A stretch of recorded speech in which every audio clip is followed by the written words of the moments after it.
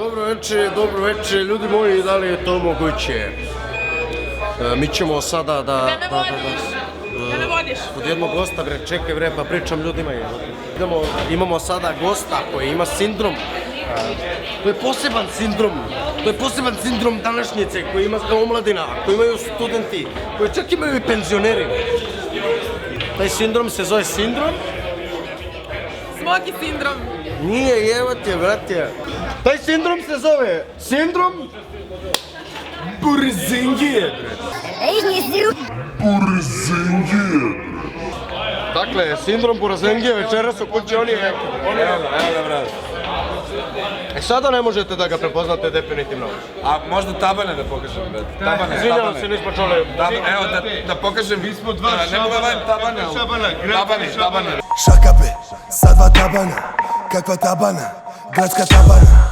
Da li ste vi zadovoljni sindromom Burzingije koji se širi po Beogradu? Te brro, zarazno sranje, ali u stvari zadovoljan sam, mislim, uvek sam zadovoljan. Još jedno pitanje je samo veoma bitno. Ja sam zadovoljan što sam došao, brate, na Mikrija, brate, evo mi, to mi trip. Kako radi Renault 4? Materi, ne radi, brate. Kako radi onaj mikrofon? Radi Uberštelung na Triolidi dole, ispod kuplunga mi malo olabavio, ali, brate, čučka. Šta možemo da očekujemo od vas, gospodine? Ide nova spotara, načička, slengara, brate, evo, brat. Ja sam baš sada dekao priču tu čupriju. Ne, ja se samo izvinjavam, gospodine Lučo, ja moram pre svega da čestitam pobedniku, Brate, nek sli challenge-u, brate. Idemo. Moram kažem jednu stvar ozbiljno.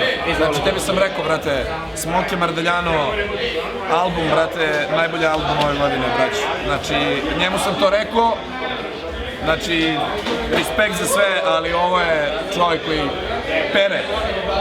Ali nije ovo je čuprada, realna čuprada. Ovo je realna čuprada, ti znaš da sam ti rekao to. A čekaj, šta? Bio bi ga vrat. Nebo se otvorilo, stadion je eksplodirao, ljudi su očutali.